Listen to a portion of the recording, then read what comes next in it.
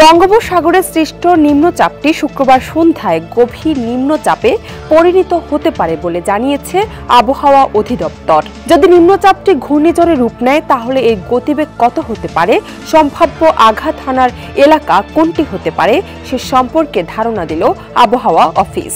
এছাড়াও এটি কোন ধরনের ঘূর্ণিঝড় হতে পারে তাও ধারণা দিয়েছেন আবহাওয়াবিদরা। শুক্রবার সকালে নিম্নচাপ সৃষ্টির তথ্য জানায় আবহাওয়া অধিদপ্তর। এজন্য দেশের 4 সমুদ্র বন্দরের 1 নম্বর দূরবর্তী সতর্ক সংকেত দেখাতে বলা হয়েছে।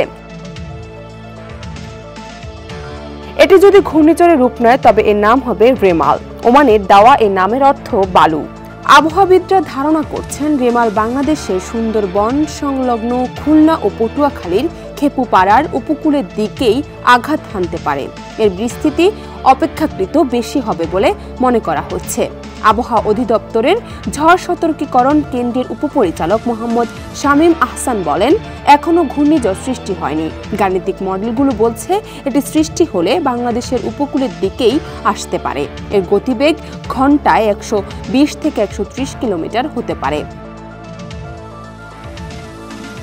আবহাওয়া অধিদপ্তরের তথ্য মতে ঘূর্ণিঝড়ের কারণে সৃষ্ট বাতাসের গতিবেগ যদি ঘন্টায় 62 থেকে 88 কিলোমিটার হয় তখন তাকে ঘূর্ণিঝড় বা ট্রপিক্যাল সাইক্লোন বলা হয়। গতিবেগ যদি 89 থেকে 117 কিলোমিটার হয় তখন তাকে প্রবল ঘূর্ণিঝড় বলা হয়।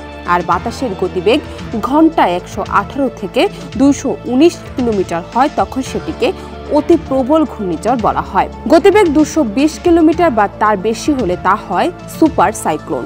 আবহাওয়াবিদ আবুল কালাম মল্লিক বলেন, রেমাল আঘাত হানলে তা প্রবল থেকে অতি প্রবল ঘূর্ণিঝড় হতে পারে, তবে সুপার সাইক্লোন হওয়ার কোনো আশঙ্কা নেই। ঘূর্ণিঝড় কখন নাগাদ আঘাত হানতে পারে তা এখনো সুস্পষ্টভাবে বোঝা যাচ্ছে না, তবে ধারণা করা হচ্ছে এটি আগামী রোববার রাতে আঘাত হানতে পারে।